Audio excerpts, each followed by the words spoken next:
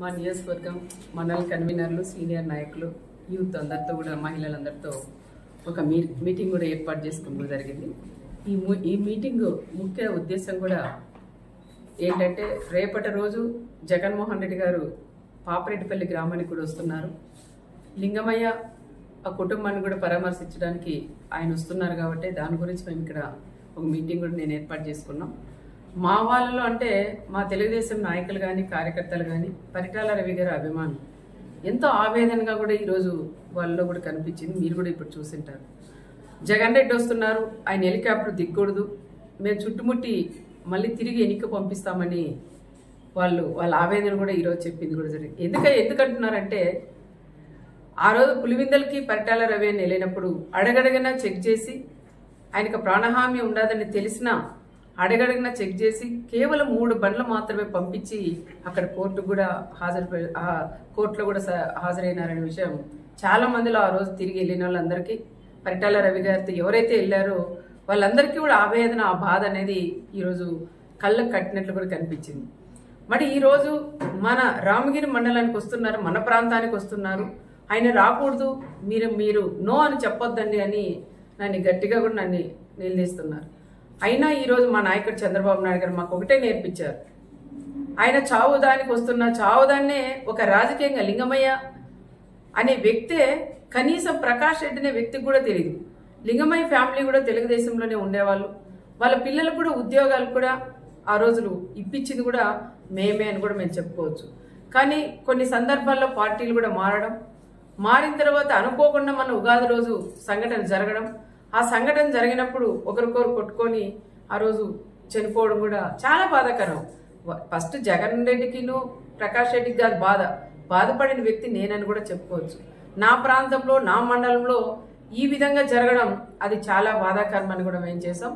అది మామూలుగా సాధారణంగా గొడవపడి చనిపోవడం తప్ప అది ఒక ఫ్యాక్షన్ మర్డర్ అయితే కాదని ప్రత్యేకంగా నేను కూడా చెప్తున్నాను. ఒక ఫ్యాక్షన్ మర్డర్గా సృష్టించి తోపు బ్రదర్స్ వాళ్ళు ఏదో రకంగా రాజకీయంగా చేయాలండి. లాస్ట్ 5 ఏళ్ళు వాళ్ళు ప్రతిపక్షంలో ఉన్నప్పుడు కూడా కురుబస్ను ముందు పెట్టుకొని ఒక పక్క వాల్మీకి ఒక పక్క కురుబ వాళ్ళు ముందు పెట్టుకొని కూడా రాజకీయం కూడా చేశారు. మళ్ళీ వాళ్ళు ఎమ్మెల్యే అయిన తర్వాత పాపం వాళ్ళు పట్టించుకుని పాపాన్ని కూడా పోలేదు.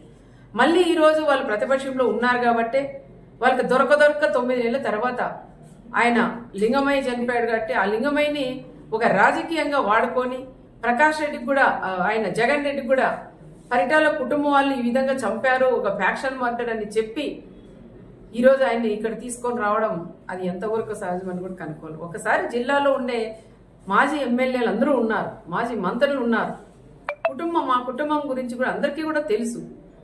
కానీ ఈరోజు ఆయన్ని వీళ్ళు వచ్చేదానికి ధైర్యం లేక, ప్రకాష్ రెడ్డి వాళ్ళు వచ్చేదానికి కూడా ధైర్యం లేక ఈరోజు ఆయన్ని పిలిపియడం అది ఎంతవరకు ఒక్కసారి కనుక్కోవాలా. ఆయన జగన్ రెడ్డి కూడా తెలుసుకోవాలా అది ఫ్యాక్షన్ మర్డరా, మామూలుగా జరిగిన మర్డరా, ఇది ప్రకాష్ రెడ్డి ఏమైనా రాజకీయంగా వాడుకుంటున్నారనే విషయాలు వాళ్ళు కూడా తెలుసుకునే బాధ్యత ఒక మాజీ సీఎం గారికి కూడా ఉంటుంది.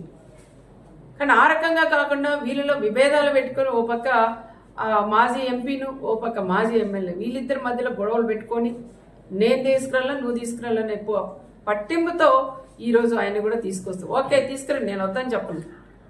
తీసుకొచ్చిన తర్వాత పాపరెడ్డిపల్లికి వచ్చిన తర్వాత కనీసం ఆ కుటుంబాన్ని పరామర్శించి రెచ్చగొట్టి మాట్లాడుకోకుండా ఆ కుటుంబానికి కూడా న్యాయం చేసి వెళ్ళమని నేను మాజీ సీఎం గారికి కూడా చెప్తున్నాం. మా బీసీల నియోజకవర్గం మాది, మరి మీరు బీసీలను అడ్డం పెట్టుకుని రాజకీయం చేస్తున్నారు మీ ప్రకాష్ రెడ్డి వాళ్ళు.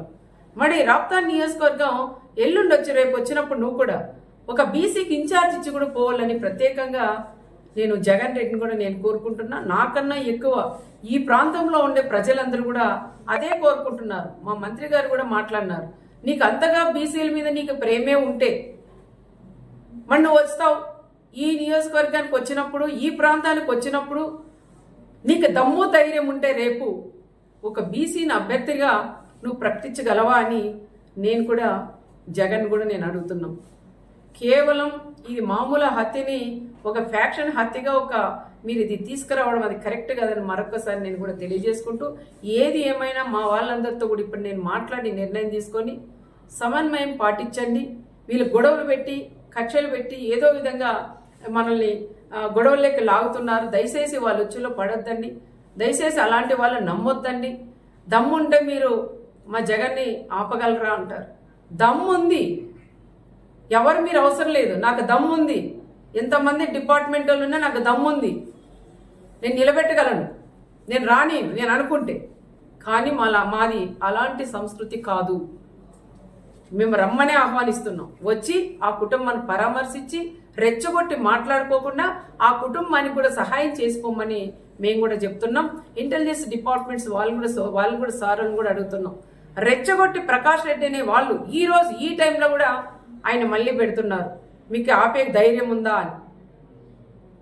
ఇక్కడ తెలుగుదేశం బ్లడ్ ఉంది, ఇక్కడ పరిటాల బ్లడ్ ఉంది, మా చంద్రబాబు నాయుడు గారి బ్లడ్ ఉంది.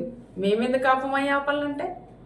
నువ్వు రెచ్చగొట్టి నువ్వు ఆపండి, ఇది మళ్ళీ రాజకీయం చేసి ఇంకా 100 రోజులు 5 ఏళ్ళు దీన్నే రాజకీయం, మా జగన్ వస్తుంటే ఆపారు అని చెప్పుకోవడం కోసమే నువ్వు రెచ్చగొడుతున్న విషయం ప్రతి ఒక్కరికి కూడా తెలుసు.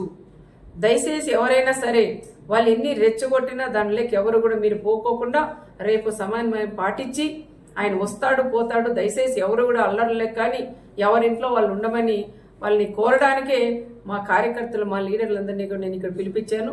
వాళ్ళతో కూడా మాట్లాడి వాళ్ళకు కూడా అదే విషయం నేను చెప్పాలనే ఈరోజు నేను అందరినీ కూడా ఆహ్వానించాను. అది కూడా నేను చెప్తాను. రేపు వస్తాడు, ఆయన పోతాడు. దాని గురించి ఎవరు కూడా మాట్లాడొద్దండి. ఏ చిన్న గొడవ వద్దని చెప్తున్నాం. మా వాళ్ళ రిక్వెస్ట్ ఏమంటే తప్పకుండా వాళ్ళు 4-5 బళ్ళలే రావాలా, కాన్వాయ్లతో కూడా రాకూడదు. అదే విధంగా ఎవరైతే మన పార్టీ లీడర్లు వాళ్ళ కార్యకర్తలు ఇల్లు ఉంటాయో అక్కడ వాళ్ళ